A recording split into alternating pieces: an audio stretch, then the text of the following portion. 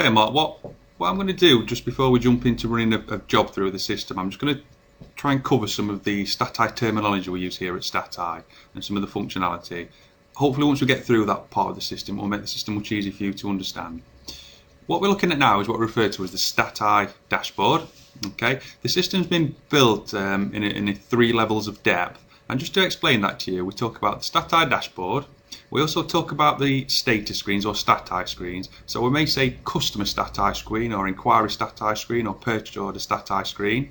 And just to demonstrate that second depth to you, if I click on the customer tab there, you'll see we're now on the customer Statii screen. If I hit the update button, the system will display to me all the customers alphabetically from A to Z. At the top of any Statii screen, we can apply filters to get this data into some kind of order that we'd like to see it. So for example, if I was looking for a particular customer, I can just select customer and I'll select Apple Technology there, click the update button, and straight away you can see that the system has moved that data to the top of the list. We can also apply multi-filters to this using dates from and to. A nice filter you might want to look for there, if I just set this to total invoice, hit the update button, and straight away at the top of the list, also Apple Technology, you can see our top spending customer. Okay, could I just ask why some of those lines in red? Okay, brilliant question. So I was just coming to that. If I just navigate back to the Statii dashboard, you'll see the red, what we refer to as red and black indicators over each button. If I was to click the red 12 over the customer button there, the system will automatically display to me all the red line items, and what that's showing me there is all the customers that are actually over their credit limit. Okay, yeah. So in conjunction with the dashboard and the Statii screens, you can see the red and black indicator gives a complete overview of the business, really it's a quick glance.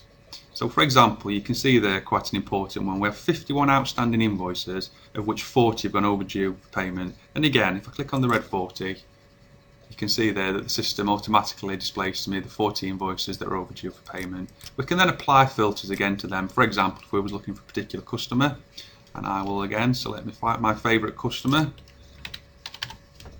Apple Technology, click the update button, and you can see there we have 12 invoices that are overdue for payment. Brilliant. I could see that being really useful for us then. Okay. And again, the reason I can see there's 12 overdue, if you look at the bottom there, the system will display totals for you. So you can see 12 invoices, total value. Brilliant. This information on the Statii screens can also be used to generate reports. And just to give you a demonstration of that, once you've manipulated the data using the filters, if you hit the download button at the left there, you can actually just export that via CSV, or similar to I have on my PC, I have it exported direct into Excel. This can be used to generate the reports, and again the data can then be manipulated. It can also be exported into Word and softwares like that. Now, where Statii is unique with that is we don't dictate what reports, in PDF formats and things like that, what you can have. Right. Across the breadth of the Statii screens, you can actually generate thousands of reports. So for example, you want an outstanding report on, work outstanding. We hit the 43 there on sales orders, and straight away we can see all the orders that are outstanding to our customers. Could I see that by just a customer then? Absolutely. So all we'll do there, the second filter, select customer, hit the update button, and the system's put them in. You can see ABC at the top, all the orders, AMS. And again, I can't emphasise enough that using them filters, there is literally thousands of reports you can generate. I can imagine. And ways of manipulating that data. Okay. I said to you at the beginning of the demonstration that the system was 3 levels deep. Now we spoke about the dashboard, we also spoke about the Statii screens. The third depth is what we refer to as the form. So again, when you talk to us here at Statii, you'll hear us talk about the sales order form or the purchase order form. Yeah. It makes communication very easy. And just to demonstrate that, if I go to the customer tab there again, I click the update button, and if I select on any one of these lines and double click, I'm now on the customer form, and you can see there that's where all the details of the customer are kept.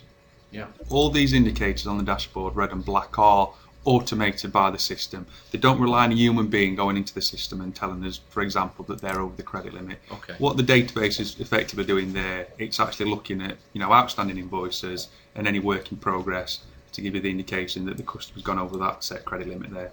Brilliant. Okay. See our accounts like in that. Absolutely.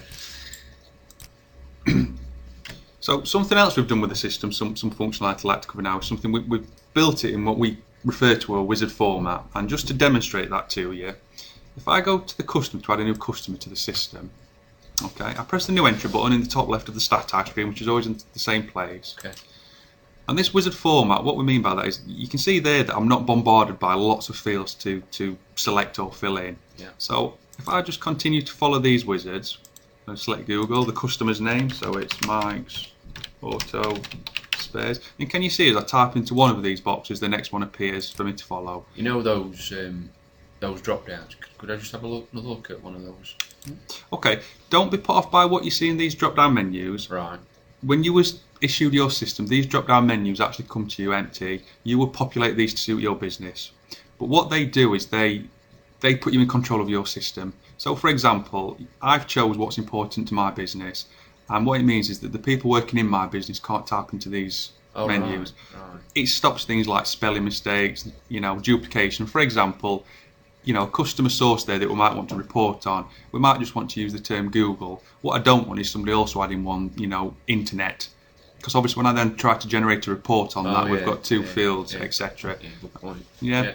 Again, I'll come to that later, but to set up these menus, very simple to do.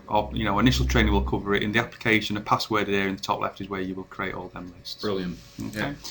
Now, something else we've tried to do with the wizard format is enforce people to complete data. Now, you'll see now I've actually not completed this form, but if I go to close it down, you'll see that the system is actually pointing out to me that I've not completed this data. It's actually saying either fill this data or lose this form. It can be quite frustrating, you've got a hasty sales guy and all he wants to do is do his quote. So what he does is he types the customer's name in there and then he goes and does his quote. Yeah. You've seen that. I've come across it before. Yeah, absolutely. So it enforces people to do it right the first time, and of course, down the line you have a nice, tidy, up-to-date system. Good idea. Yeah. So I'll actually just close that without saving, and just to finish on the forms, again, all the forms, regardless of what part of the system you're in, are using that same wizard format. Okay. Cool. Just going back to the customer form, I'll quickly go into one and I'll just show you how that looks when it's fully complete. It takes a couple of minutes to do that, but you'll see there, once that's completed, you've got all the information regarding that customer, including multiple contacts at the bottom of the screen. Yeah. I'll also just cover a little bit of brief functionality here. Again, I'll show you here, but where it is, as we go through the system, it becomes far more important. Yeah. So the first thing I'll talk about is, can you see the brightly coloured buttons at the bottom of the screen? I can. Okay, fantastic. Now what they effectively do is give you a complete history of this customer from within the customer database. We actually also refer to these as quick links. For example, if I was to click on the yellow inquiry button there in this Apple technology, what the system is actually doing for me there is automatically filtering the inquiry status screen and showing me every quotation that we've ever done for that customer. And again, very quickly I can see the totals at the bottom of the screen. Okay, so just running through them, you can see we have 11 active of 25 diary entries. We can see we've done 126 quotations, 91 orders, 124 works orders, and 93 delivery notes, and 85 invoices. So effectively that is a complete history of that customer. And again, that's a quick link, and I'll refer as we go through the system later on to quick links. Yeah. Now the system's got its own fully integrated email feature. Now again, where this is more important as we progress through the system, you'll see that all documentation, quotations, sales or acknowledgements can all be just emailed direct from the system. If I go over to the email tab there on the left hand side, click the email, you can see there that I can select from the customer contacts, any internal contacts, my colleagues that I would like to copy in on this, so I'm going to copy Danielle in. I just type the email as you would in your normal client, click send. That email goes direct out from the system. It also copies you in your inbox as confirmation that it's been sent to your client. Yeah. If they click reply to that from their email, it simply lands back into your inbox. What if I've got a drawing or something like that? To attach to the customer? If I want to send an inquiry out to a supplier or something with them. Absolutely. Can I send the drawing? Yeah. If you just think of how you use your current email client, whether that's Outlook or Gmail. Add attachment. Yeah, you just choose the contacts and you just add the attachments as you want to there. Brilliant. So it's exactly the same. Yeah. Okay. And again, where it's more important, I will show you, I'll pick up on that. There's no need to be adding attachments later in the system because the system automatically generates them all for you. Alright, fantastic. Okay. Another great feature which I'll just cover now, but again will become more important later, is the ability to attach documentation, any format of file that you like to the system. So again, later in the system, you'll see it's very useful for attaching drawings, inquiries, material test sets and things like that. Yeah. But just to demonstrate it to you, can you see the attach button in the left there? Yeah. If I just click on there, button there, add file, go and locate the file. For example, I'm going to take this PDF document, click update, And as quick as that, that's now up there on the server. If anybody accesses your system from anywhere in the world, they can simply see there that there's one file attached. They can then go in there and they can actually view the file. So effectively, what the attach feature does is anything that you currently store in a filing cabinet, folders, you can actually be attaching to the system. So would I put like customer drawings there? You wouldn't necessarily put them there. What I was just showing you there is how the attach feature works. But yeah, you would attach the customer drawings, but you would perhaps attach them in the inquiry at the side of the parts. Right. What people tend to attach in the customer database there is sometimes terms and conditions, credit applications, things that are relative to that customer. Right, okay. And again, you'll see that attach feature appear all the way through the system. Okay, so just to finish off on the customer form there, any of the data that's been entered there, you can hit the edit button on the left hand side and update it at any time. Okay. We have the opportunity there to add alternative addresses. We can also set credit limits for customers that we touched on very briefly earlier.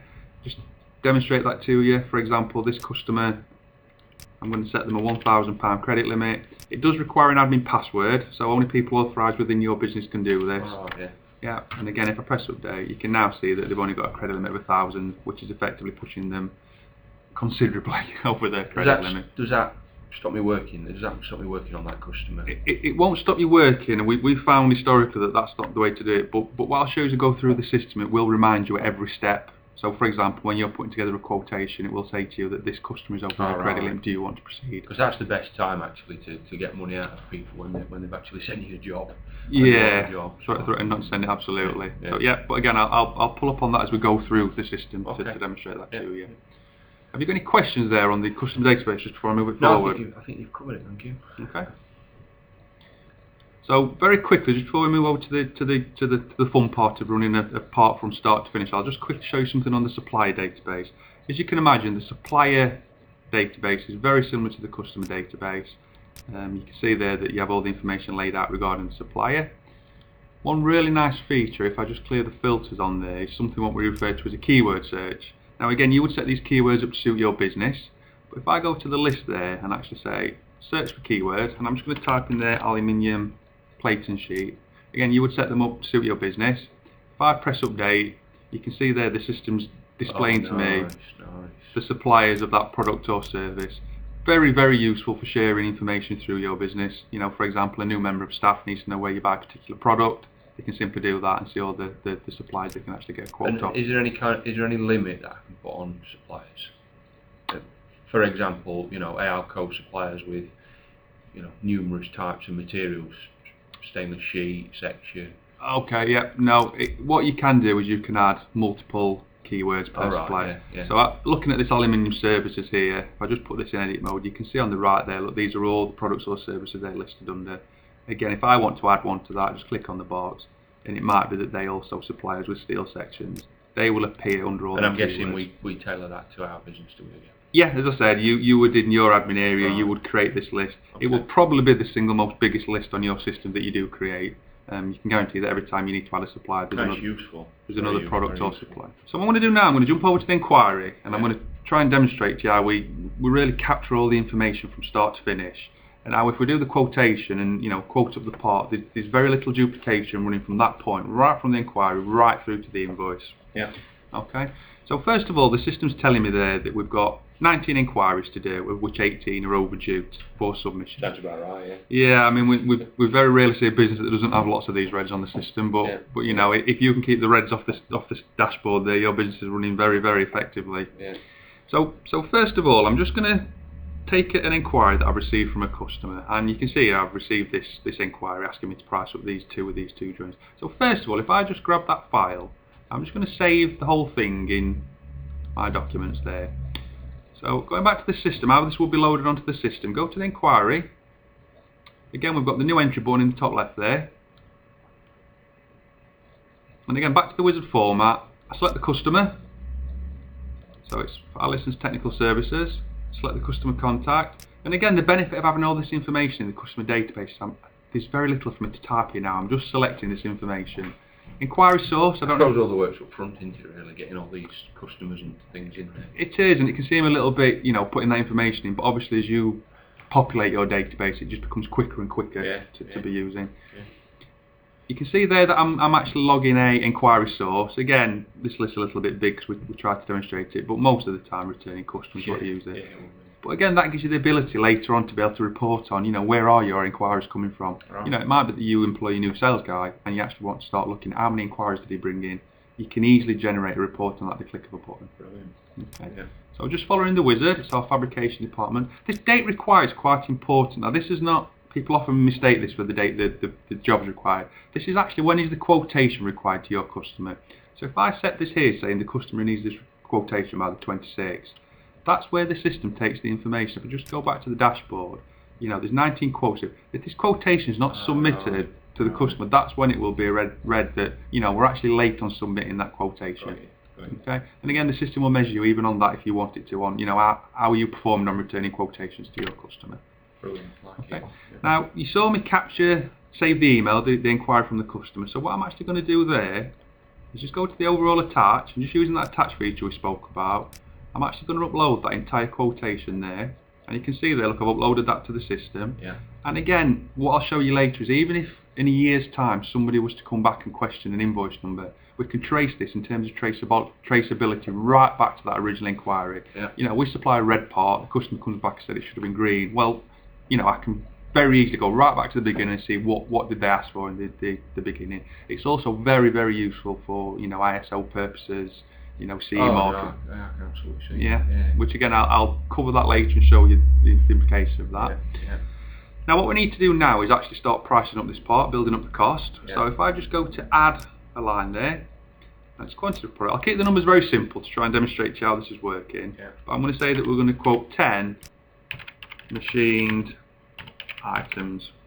Okay, the drawing number, again it's optional, but if you do put in drawing numbers, you can then search your database by them drawing numbers at the click of a button. Brilliant. You can see the specification box there.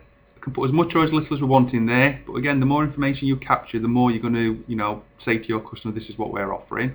So what, things like galvanised and powder coated? Yeah, you might want to put in there whether you're actually including the galvanising or not including the galvanising. Right, So what I'm going to put there, I'm going to confirm to my customer that we're including grade 316 stainless steel. Yeah. Okay.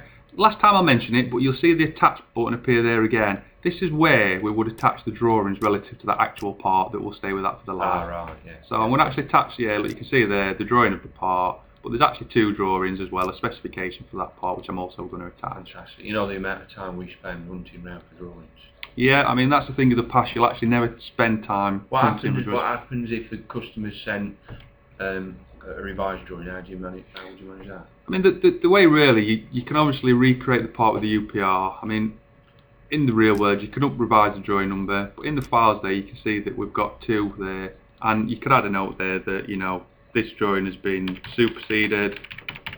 And actually, you can add another file there, and you could, let's add that one again. Because we do have to keep all.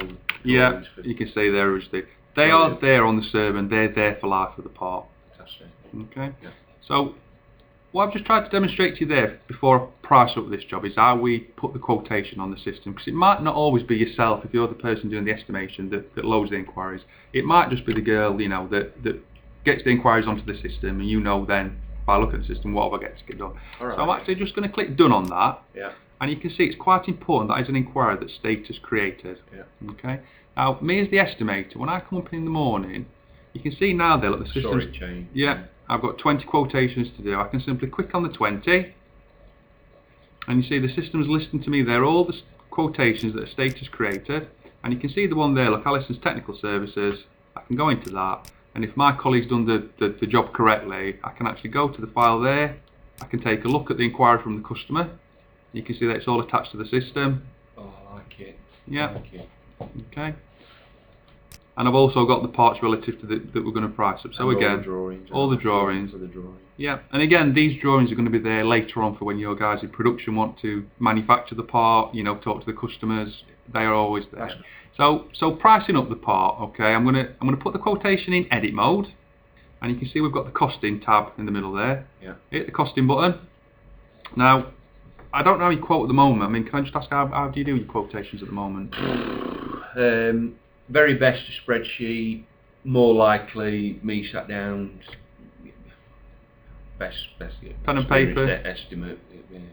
And do you have a lot of, when you do a quotation, I mean, can you forget about that, and can other people take the job and move forward with it? Generally not. I send it over on email with a price, and then if the job comes off, I've got to try and remember how I got to that price, if I'm honest. Right, so I won't tell my customers that. Okay, so what I'm going to show you now is really, you're already doing all that work that I'm going to show you. But what I'm going to capture here is all the information that if this job does become live, there's very little work for anybody to do to move this forward.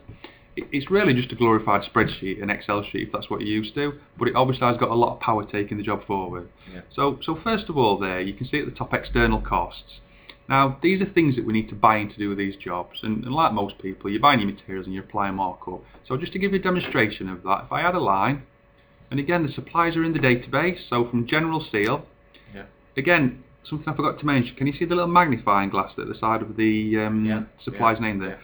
That again is a quick link. Wherever you see a customer's name or a supplier's name mentioned or another form, you can actually press on that little magnifying glass, which I'll do now, and you can see there, look, that it gives me the details of that supplier. Oh, yeah. Yeah, a good example in the real world where that's very useful is that from this supplier, I'm going to need to buy a 20mm OD by 3 meter piece of 316 bar.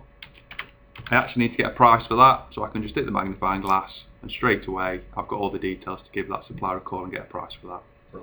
Yeah. Okay, so the quantity of this, I need 5 lengths. The cost of them lengths are £10 each, and I'm going to mark that material up 30%. So you can see there, look, it's marked up, and the unit is £6.50. Does that make sense so far? Yeah. What that sell price? If I want to sell that, let's say 18 quid, how would I calculate my markup there? Okay, so what we've done there is you set some defaults for markup as a safety net, really. Yeah. I can either one of two things in the markup. It might be that I know I can get a bit more from this customer. I can increase the markup to 50%. Yeah. Alternatively, to make it flexible how people like to work, I can put in there £20, and the system will automatically calculate the markup for you. So you can just type into either box, and the system will do the math. You can see along the top there, as a reminder, we're quoting 10 parts. It's going to give us the unit cost, the total cost, and the unit itself, and our margin. Yeah. So at the top there, you can list all your external items. So again, from Hart Engineering, and this company might be doing the galvanising for us. Yeah, and this galvanising is just one at £100. Okay. Yeah. At a later stage, if you want it to, when this becomes a live order, the system now's got everything there to generate the purchase orders for you. The next stage is the internal costs. Now you would set these machining centres up to suit your business. Again, you might want to use general terms, for example, the welder or bending, or you could use terms such as, general labour. Now, if I just add a line there, and again, we've got these set up in our database, so I'm going to select the fabrication and welding. I'm going to say it's our day rate. The system already knows we've put in our admin what that costs us per hour. So all I do there is I put a time to set up, so I'm going to say there's 1 hour to set up, tab across, and I'm going to say they take 15 M per minute to do each, and tab across. The system's calculated there for all 10 parts, it's a 3 hour and 30 minute job. Yeah. Okay, and again, we sell that to our customer at £85 per hour. Yeah. Okay. Sorry, where does it get that cost per hour from? In the admin, you would set up machine centres. Right. Now, a machine centre could be, you can break this down into individual operations, for example, drill, bend, weld. Yeah. Alternatively, a lot of customers find it much easier to manage just using generic terms like labour and things like that. Yeah. You can also, again, on the quick link, where we've got the fabrication and weld, we've got the machining centre reference there. Again, if I click on that magnifying glass, where that's taking me, it's taking me through to the schedule, and straight away there, look, I can see all the jobs that we've actually got outstanding on that piece of equipment. All right. I'll come back to the schedule later. I don't know if it's important to you, but is that something that would be of interest? I mean, to be honest, we quote lead times the same irrespective of how much work we've got on. It would be useful to be able to see how much, I mean, what's that expected telling me? Yeah, so as a very basic there, if you just wanted to, again, I'll just go back to, if you just want to know how busy is that piece of equipment, I can click on the magnifying glass there, and straight away I can see that, all these jobs look on the estimated times, be stacked one behind the other. So effectively it's telling me there, look, that last job is going to be completed by the 9th of the 2nd, 2016. So effectively we can't get anything done until February next year without shutting them jobs out of the way. I will pick up on the schedule later, yeah, absolutely. I will pick up on that later and show you how that's created. But again, it's all automatically generated. Yeah. So just going back to our quotation, again, I'm going to add another operation there. and I'm going to say that we're going to do the inspection, inspect the goods, and I'm going to say there is 15 minutes to set up and they are 5 minutes each. You can work with M for minutes, H for hours, S for seconds, however you're comfortable quoting. Yeah. And again, the operation we sell at £30 an hour to our customer. Yeah. The reason we have a cost in there and a sell is that when we actually do the job, we're going to measure profitability on the job accurately. Right. So on this job, for example, it might be that we estimate we're going to make £1,000 profit. The system, without very little effort, will actually tell us that we actually made £900 profit on that. All right. Again, which I'll pick up later. Again, putting the internal costs in like that, the system's got everything it needs now to load the schedule going forward, and it's got everything it needs there to generate the job cards. Okay. Another thing there, I don't know if you carry any stock within your factory, but I'll just quickly show you, and again, I'll pick up how the inventory gets there. If you've got an inventory, stock materials and things, for example, aluminium. Yeah, I'm going to use that piece of 800mm aluminium. I'm going to use one of them. The system obviously knows the value of that because it's something we stock, and I'm going to mark that up 100%. Again, at a later stage, that will put demand on that inventory item and notify us should we have any shortages and things like that. I mean, to be honest, we have like a few offcuts kicking about the factory. That's it. Yeah, Really. I don't see we use that. Okay, I'll not spend too much time on that then, but then if you'd like to know more about the inventory, it is more of a complex part of the system, but we can come back to that and show you how that works within the system. Okay. Now what I've showed you there is quite a full-on way of quoting, putting all the detail in. Now we know from working with a lot of customers that don't always want to go to that length of quoting. Now just to show you a very similar way of quoting, if you just want to put a budget cost together, the system does support that. So I'm just going to add another line to the quotation. And again, what I'm going to quote this time is 10 fabricated parts. Now if you just want to put the limited information, if I go into the costings, you can see we've got the budget at the bottom there. Yeah. I add a line there, and actually all I'm going to put in there that I'm going to guesstimate. That's how I work now. So. Yeah, so I'm going to guesstimate that these 10 items, they're going to cost me £150 to make, but I want to sell them to my customer for £250 because I know that's what he'll pay. Alright. Okay, so you can see there, two opposite ends of the scale of pricing. The downside to doing it this guesstimate way is that should this become a live order, somewhere down the line within your business all that work has got to be done. I suppose it's somebody deciphering how I've got to that price. Absolutely. I mean, a halfway measure there would be maybe to attach a spreadsheet or something that you've got to that price with. Oh, yeah. I mean, we'd strongly recommend doing it the other way because obviously you get the real benefit of the system then and it should improve your business. But, if you've got low conversion rates, you're converting 10 in 100 quotations, you perhaps don't want to go to all that trouble. I've just done that to show you that you can do it either way. Yeah, if I just show you the kind of document it's going to produce, I'm going to hit the view button there. You can see that the system will generate a nice PDF document, and you can see there, look, we've quoted the 10 machined items and the 10 fabricated items. Yeah. In terms of what your customer sees, regardless of how you've priced it, they will still see a nice professional looking document with the selling price. We get a lot of customers that ask us for a price on like a 10 off and a 20 off.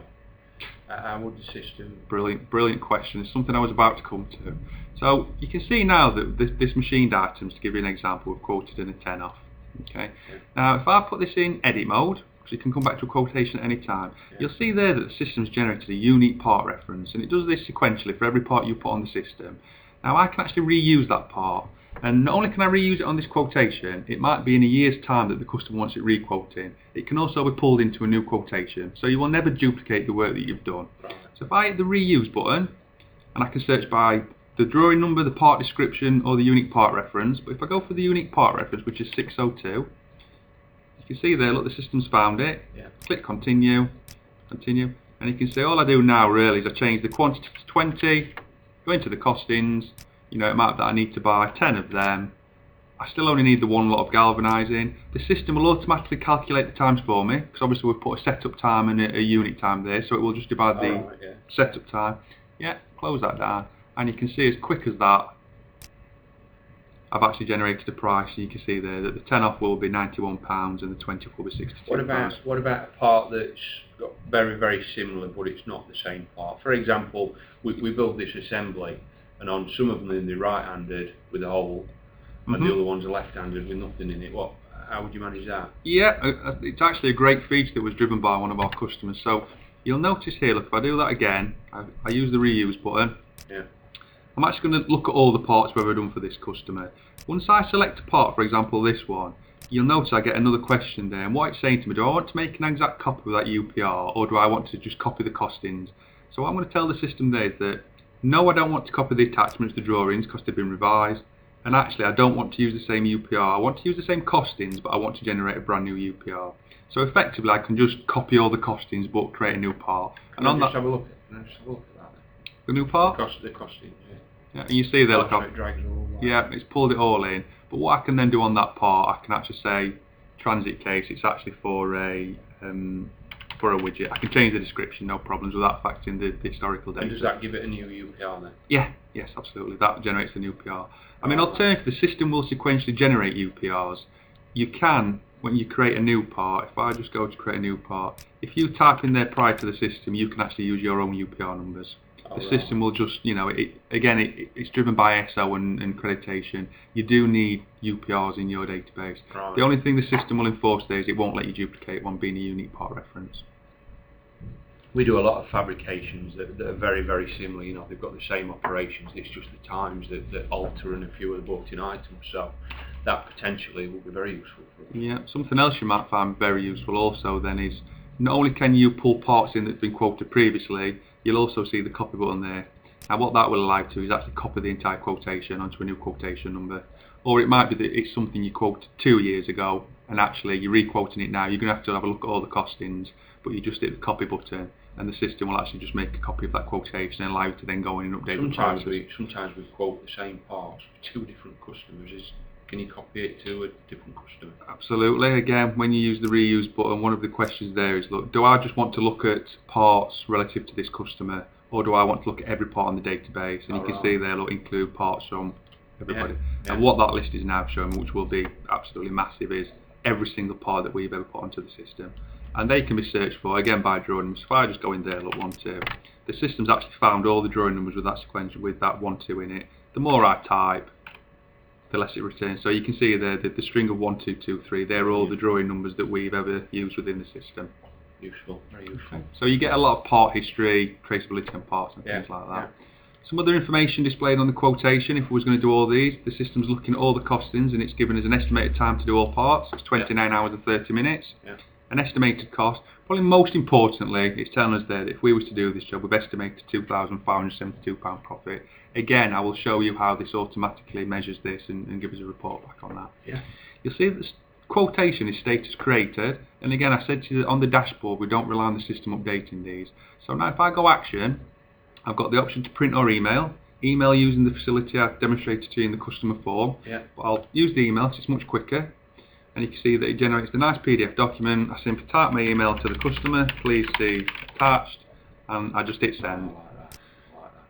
So you don't have to save the document? No, absolutely not. I mean, the systems are always there in the system. It's quite difficult sometimes convincing people that they don't need to save documents because it's just a change in how they work, but the system's there, the documents are there ready for generator. Brilliant. If for any reason there is a change to the document on the system, you see the revisions there? So if I was to come back to this at any time and make a change, for example, I'm going to change that drawing number to read 555, action, regenerate that document. You can see that on any of the screens, if I just close that now, you can see if I go into the revisions, we're keeping a history of revisions and new change that document. So, on the very rare occasions that your customer orders at one price and it conflicts what's on your system, you can actually go back to previous documents to see what was sent to them at any point in time. And that's right through the system on the acknowledgements, the invoices and things like that.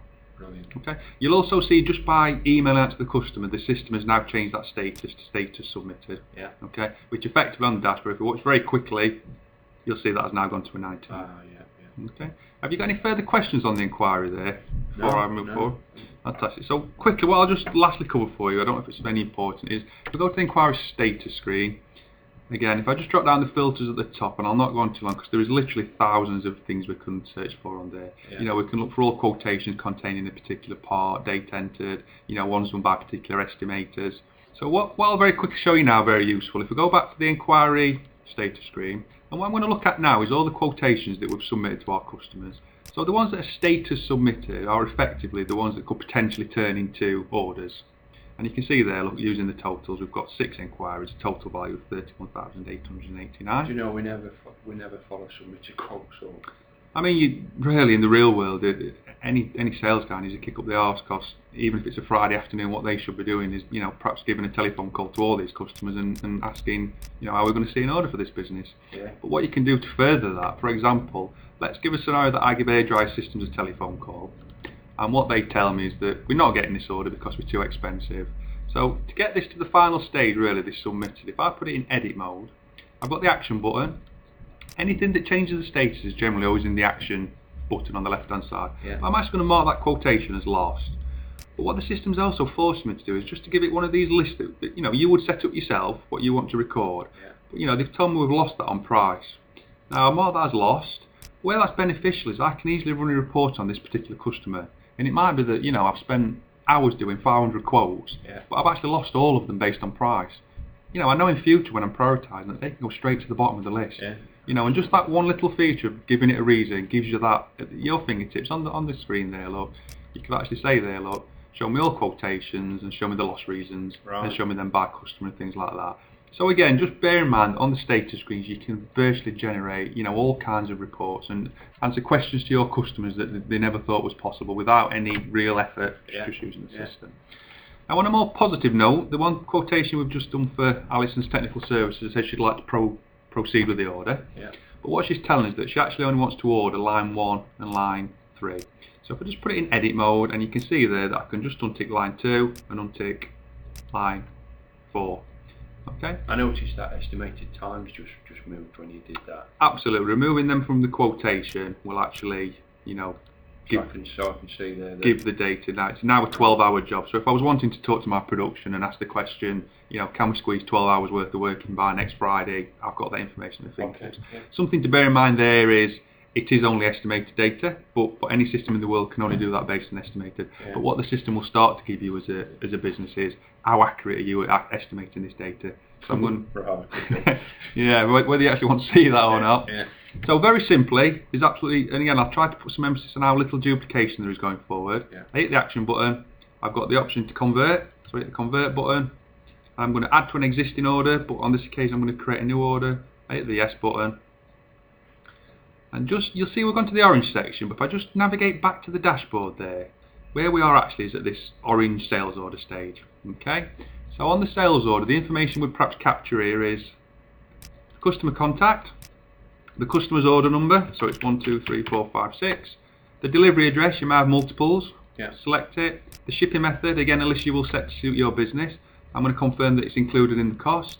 And the date required. This is a really important date because this is the day we're saying to the customer that we're going to get this job done by. And actually what the system will do, it will measure you as a business on your performance and how you deliver to customers very easily. So I'm going to say that we're going to aim to get this job delivered by the 30th.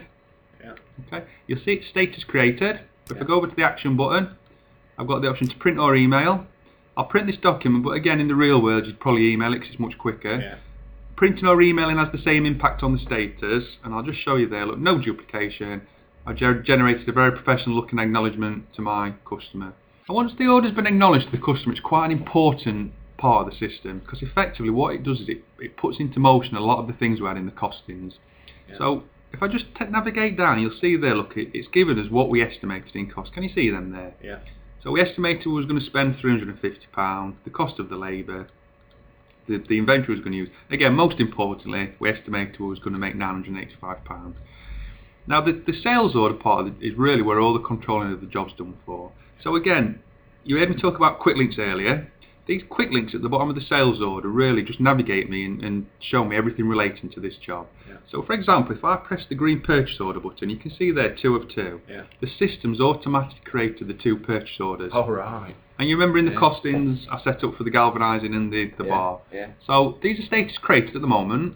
Very quickly, you can see here on the purchase order Statii screen the system's listing for me 2 automatically created purchase orders. If I just go into one of these, for example the one here for General Seal, you remember in the costings we included for this stainless steel bar. Yeah. Yeah. Now the system's automatically created this purchase order for me, but I've got the opportunity if I would like to change the supplier or even cancel this purchase order if for example we've got some material in stock. Okay. But for now I'm just going to continue to fill the wizard, very quick to do. When do we want the material delivery? Again, the system will measure suppliers on delivery performance and generate all kinds of reports. Yeah. And very simply, I go to the action, got the option to print or email. Generally use the email feature. You can see that the system's created a nice purchase order in the PDF format there, and I simply type the email and send out to the supplier. Okay. So that purchase order has now gone off to the supplier. Now what I just want to quickly show is give you a scenario that for whatever reason this supplier's given me a telephone call and they're telling me they're going to charge me an extra £100 for carriage. So very simply I can edit the purchase order by just adding a line to it, and I'm going to add onto the purchase order carriage, and the carriage is £100, and you see again there we regenerate the purchase order and send that off to the supplier. Yeah. Okay. Now when goods are delivered to the factory, you'll see at the moment that this purchase order is status in process. When goods are delivered to the factory, they can actually be booked in by the shop floor using the shop floor data collection, or here on the main system we can actually mark them received or book part quantities into the system. So I've just marked that received. As soon as that's received, if we just navigate back to the sales order, can you see the figure that's appeared there below the estimated? Yeah. Now that's an actual live figure of bought in goods, the work in progress figure of goods coming into the factory. If we just go back to the purchase order, the guys managing the job can easily see that that material's been received, but they still need to place the order for heart engineering, which is still status created. Yeah. So I'm just going to go in there and very quickly I'm just going to send this one off to the supplier, and I'm going to mark it as received. Again, back to the sales order. Can you now see we've got the figure there in red? Right. The reason that's gone red is because you can see there our estimator was going to spend £150. We've actually spent £250. So on a live basis, as goods are coming in, you will see any potential overspends. If you need to drill down into that, very simple, go down there at the purchase order button, you can see exactly what's happened and why we've potentially bought more material. So also bear in mind there that any additional purchasing you do, one thing the system will do, even if it's not an automatically created purchase order, you would add a new purchase order and the system will actually say to you, why are you buying this material? In the very first instance, using the wizard format, we would tell the system that we're buying this material in relation to sales order 406, which is how it would capture. Okay. Does that make sense? Yeah. Fantastic. Obviously the purchase order can be used outside of direct purchase of jobs. You might want to buy pens, pencils, Your purchasing manager be looking at this on a daily basis and he can see the overview of all the purchasing that's happening in the factory. Okay. Your production manager might only be interested in what's happening in relation to this job. Yeah. So the system is very flexible in terms of that. Okay. The system has also now generated the works order, the instruction to our shop floor, including job cards and things like that. As you can see, there's actually 2 lines on this sales order, yeah, of which both states are created at the moment. Yeah. But if I just navigate down to the works order there, the red button at the bottom, you can see the system's listening to me, the 2 works orders relating to this job. There is the opportunity to group these together and manage it as one job, but for this I'll just show you how I would manage one of them. Okay. So if I just go into this, you can see there that it's generated the instruction effectively for the shop floor. And you can see there, look, no duplication. In the costings we put in there the fabrication and welding, we estimated 6 hours. And also the inspection there, 1 hour and 55 minutes. Yeah. If I just pop this into edit mode, what the system's asking me to think about is just give it some information so it can generate some, give you a little bit of feedback on the schedule. Yeah. So actually on this operation here, the fabrication and welding, I'm going to tell the system that I want to get that done for the 27th. Yeah. And just below there, I want to get this operation done for the 30th. It now allows me to print the job card. So on the left hand side there, I just print the job card. And effectively printing the job card will put this works order into process. And you can see there we get a nice job card for the shop floor. Most people tend to staple the drawing to this, and this is how it's issued to the shop floor. Yeah. Yeah. The quantity of parts that we're going to manufacture and the operations. You can add information to this at this stage which will update the job card. So if you just keep a note of that, I'm just going to navigate away from that slightly and just give you a brief explanation of the shop floor data collection. It does tie directly into this. Is recording actual cost of interest to you, times on jobs? Well, not at the moment. It's a manual process, so it's hard work. But it'd be nice if we could automate that. So what you do is the guys write in a little book how many hours they've spent on each job, I and have you to tot them up and put them against the job on a spreadsheet. Brilliant. I mean, what I'm going to show you now, I hope will really highlight how you could save a massive amount of time on that. Okay. So if I just close that 1 second. So the shop floor data collection is used for 2 things. It's A, for recording, who's doing what and what jobs they're working on, but it's also used for time and attendance. So I don't know if you're using a clocking in and out machine, but again, it will replace that. Yeah. So if you just keep your eye on the personnel there. Now this shop floor data collection can be used on any web-enabled device, so that could be a smartphone, tablet, PC. Most Statii customers tend to use the very inexpensive cheap tablets. I think they're about £28 now off Amazon. Right. So what would happen for this? The guys would come in the morning to the factory, they'd press the letter A, press their name. We keep it very simple for the shop floor, and you can see there I've got one option at the moment. That's the only option I need because I'm not clocked in. I need the clock in button. Okay. Now back on the main system, what you would see, if I just quickly let that refresh between screens, you'll see a one that's appeared on personnel. Yeah. Click on the one, and what you can see there is that Mark Kemp clocked into the factory today at 10:36. So come the end of the week, your accounts can actually see that Mark Kemp worked 40 hours last week, and that's his pay for last week. Yeah. Okay. Now, as I said, it's also used for capturing information on the job. So again, another scenario I'll give you is that I'll say that you're my manager. And what you've asked me to do is, this particular job that we was looking at is go and work on this job. Okay, and you can see that it's works order 680. So what I now do I go back to the shop floor data collection, press the letter A, Mark Kemp. I'm clocked in the factory, so I've got much more options. I press the works order button. It displays to me all the works orders that we've got in process on the system. Start the operation, and you can see there the two operations that have been set on this particular job. I press that, and I now go off and start working on the job. Yeah. Okay.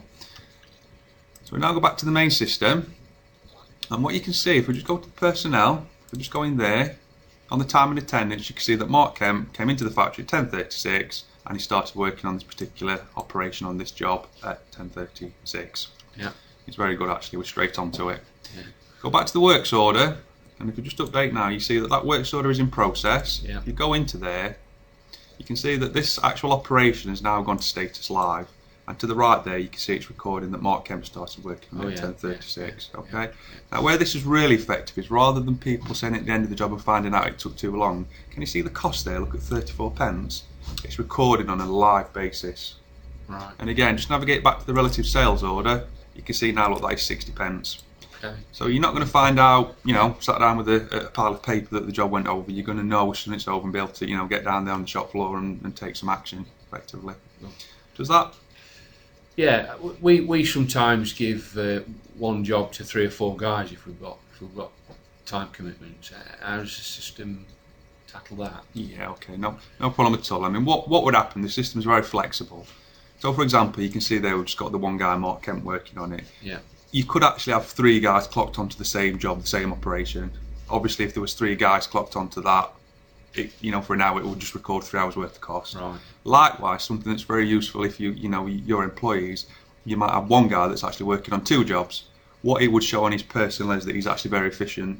So, Right. so when you generated a report on that person for Monday, it might say he was clocked into the factory for 8 hours, but he actually achieved 12 hours worth of work.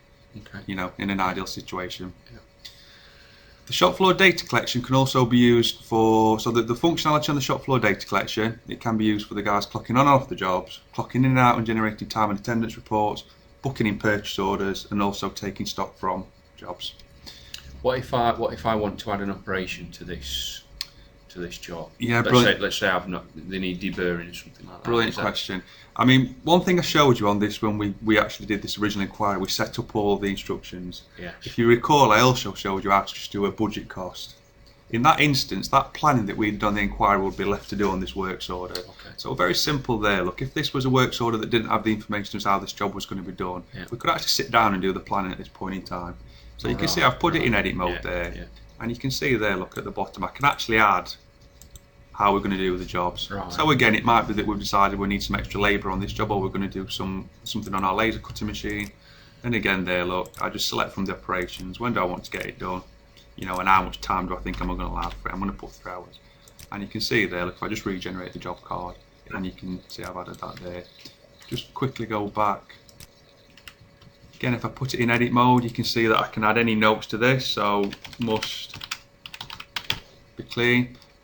And again, even from the transitioning from shift to shift, the system is also recording who's worked on the job and when, and you can see the notes. I noticed that to put that operation at the end of it. I won't want it there. I want it in the middle. Yeah, again, from a planning point of view, you can see there that we've got the operations laid out in this particular order. once in edit mode, you've got the option. So it might be that this operation that we've scheduled last, we actually want to move to the top, up one, or to the top of the list. Oh, right. And you can see as quick as that, I've just re-manoeuvred them.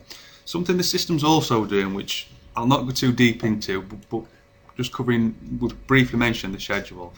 You remember I put in there a request I wanted to get this laser cutting done for the 27th. Yeah. You see there in red, look, the system's actually telling me that it's not possible to get that done till the 2nd of the 12th. Okay. Again, the schedule's mentioned there for the laser cutter, and view the quick link, the little magnifying glass. If I just press on there, what the system's actually showing me there is all the jobs we've got on our laser, and you can see that the job that we've just added to it 3 hours there won't be done because it's actually stacking it behind this previous job.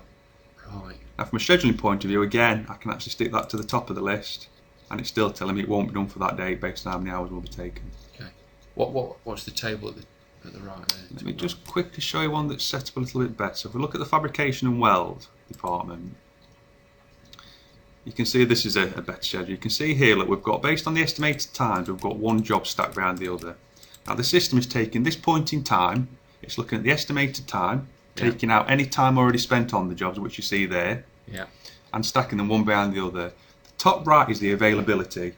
So for example, you know, we might not work Saturdays, so on a Saturday we wouldn't have any availability. So the 24-hour period in a Saturday would be eliminated from the estimated times and when a job will be completed. So if I'm putting overtime on, if you was putting overtime in this particular schedule, it might be that, you know, on Thursday we're actually going to work a 24-hour shift. So what I would put there is 8 while 8 done. And again, it's now allocated that extra hours, and it will have shuffled the finish time of all these jobs down the right hand side. Right. Yeah. Okay. Again, this is looking at one particular machine. Later on the scheduling Statii screen, I can show you that actually we can combine all work centres onto one screen. Yeah. Just to quickly, might be worth showing you that you can see there were 86 scheduled operations, which is a further breakdown of the works orders. Yeah.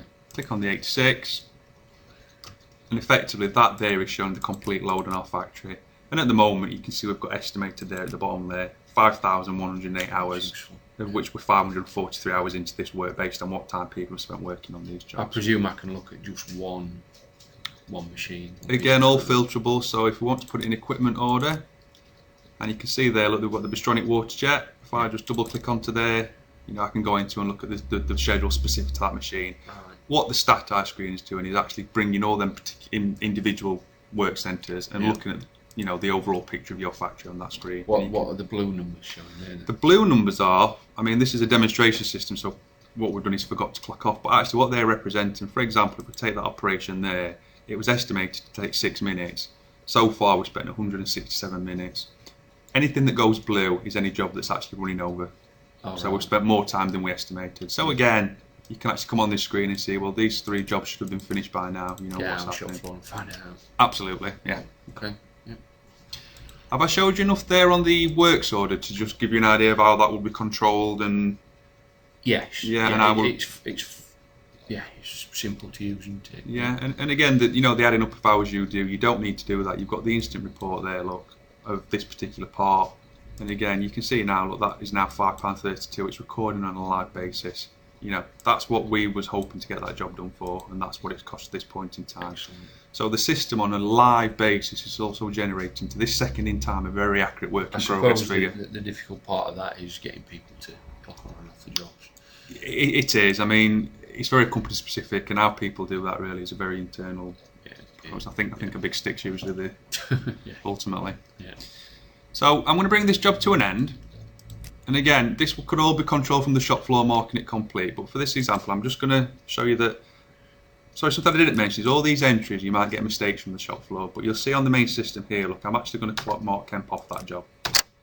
You can actually add entries in the office if you choose not to use the shop floor data collection. Okay. Yeah. Similar to what you're doing now, actually, if you wanted them to come back with the job card, the hours written on, you could add the entries. I'd probably start doing that, actually. Yeah. It's more start by doing that. And actually, what I'm going to do there, look, I'm going to mark all operations complete.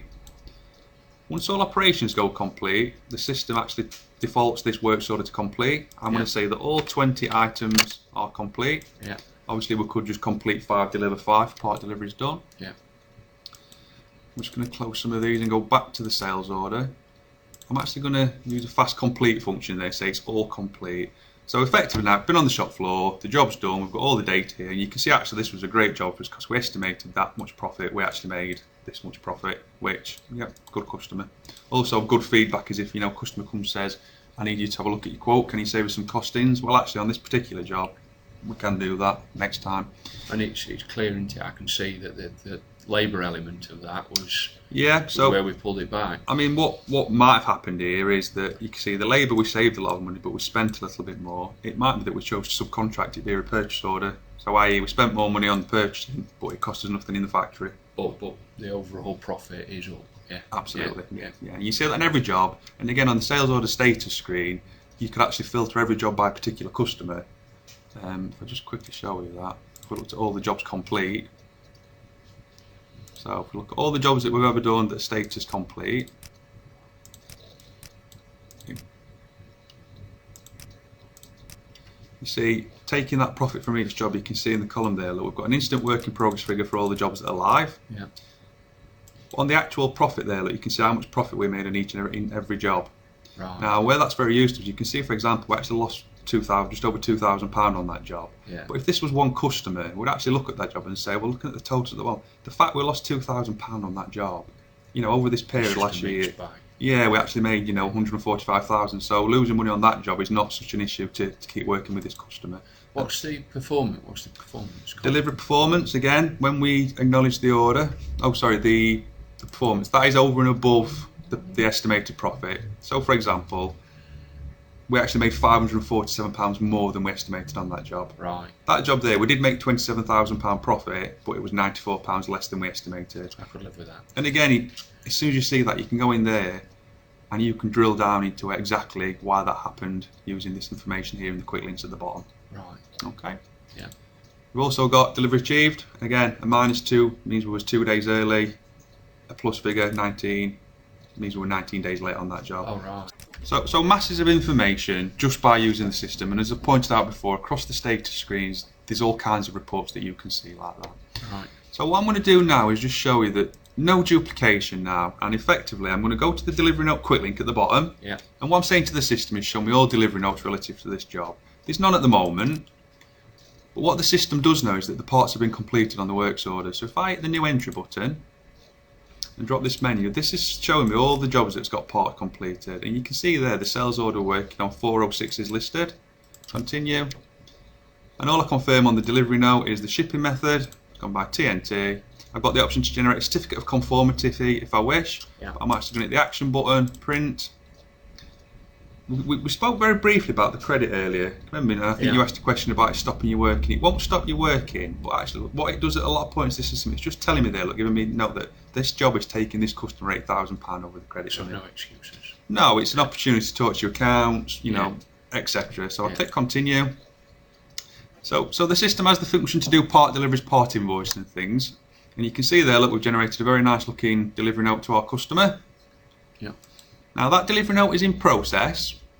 When it's been delivered to the customer, the trigger really to make the system know that it's ready to invoice is actually marking this as, it's been received by the customer. And very simple, I go action, POD, are you sure you want to mark it? And what I'm saying to the system there, yes, I've got a proof of delivery.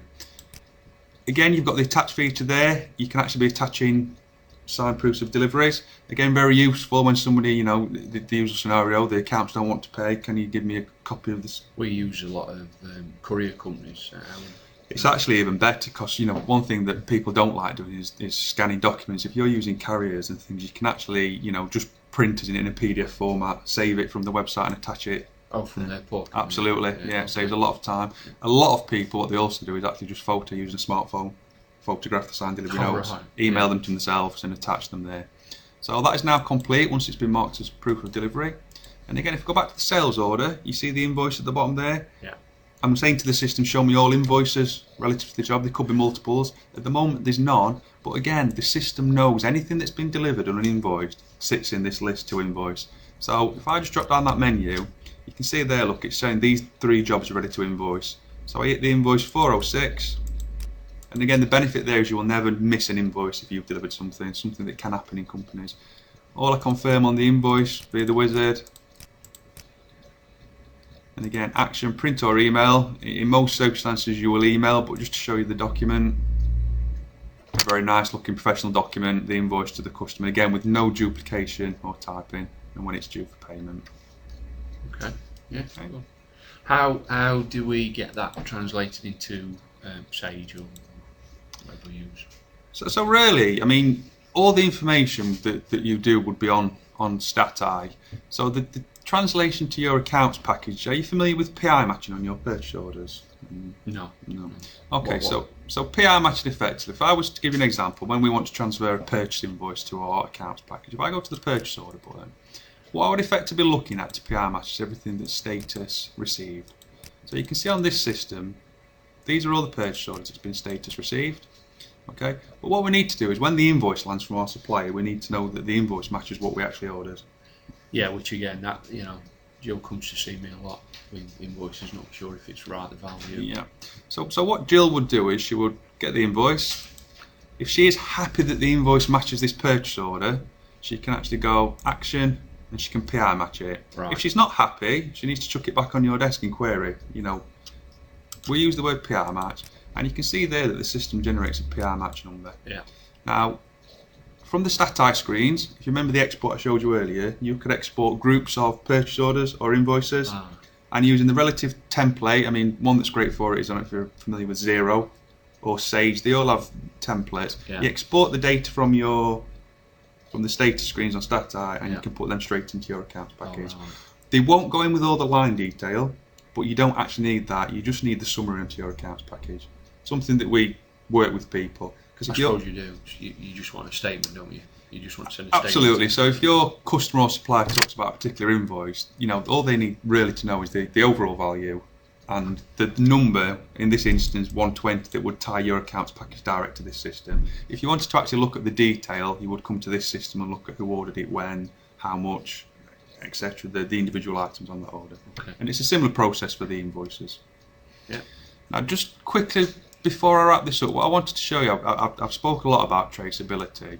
Now, if I get rid of all this, it might be on that particular invoice the customer wants to talk about. And so if I just list the invoices, and the job we run through this system, it might be that the customer wants to talk about invoice 341. Yeah. But if I go into invoice 341, what I can do on this system now, can you see I've got the delivery note reference? I can very quickly get to the delivery note, see when it was delivered, who it was signed by. Yeah. Okay. I might want to look at the actual order, so go to the sales order. Once I get back to the sales order, I can actually look at who quoted the job. I can look at all the bought-in goods, if there was a problem with materials or anything. And again, customers often, they might ask for a material test cert.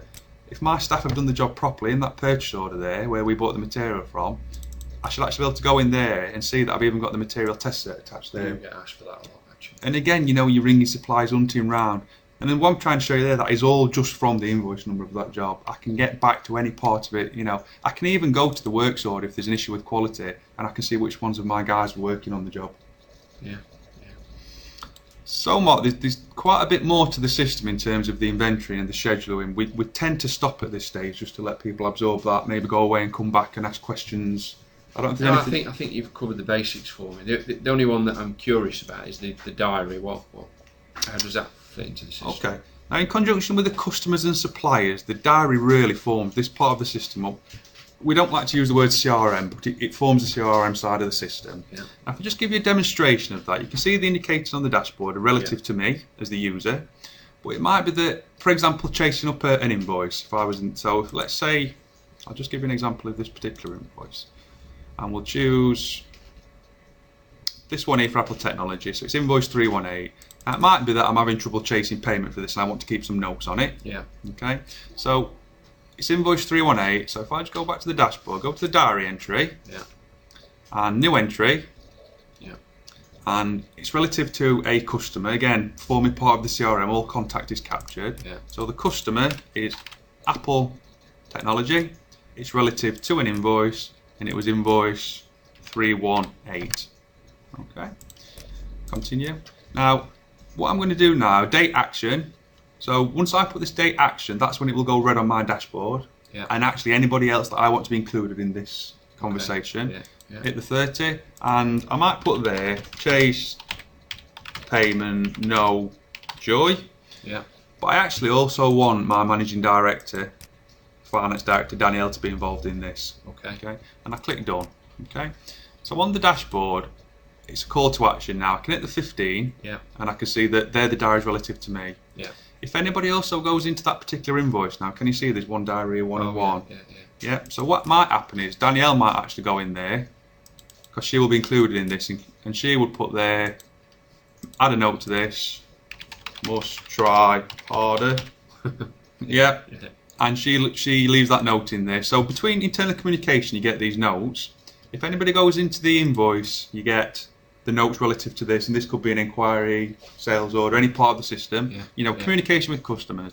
But furthermore, because it's relative to a customer, if you go into the customer database, and if we just look for Apple technology, you can actually see that regardless of what part, we've actually got 26 diary entries at the side of that customer. So we're seeing everything, all the communication with that customer as well. It's pulling it all together regardless of what part of the system it is. Now, a really great feature internally is on that diary entry, you might notice that people can tick themselves out of the diary, but only the actual user can tick themselves out. So if you put a message on there for a colleague, they can never say they didn't see that message. Right. I didn't get the email scenario. Can't happen on this, because A, they will get the indication on the dashboard, and to get rid of that indication on the dashboard, you can see I can tick myself out of this diary. I physically cannot tick Danielle out of this. Right. Only she can do it logged into the system as a... she might choose to say that no longer dealing. And you can see it's an ongoing diary entry. And then she could also put in there, Mark Thornhill now needs to be involved in this. I mean, in its simplest term, you might be arranging a drink for a colleague on a Friday night, and you want to send a message to all your staff that, leaving party for Barry. Okay. Yeah? Yeah. Okay. Summary of the inventory. I mean, we can control all stock materials there, all inventory items. We can actually make to stock as well as, control bought in stock. The system will create demand and notify you when stock levels fall under what's currently required.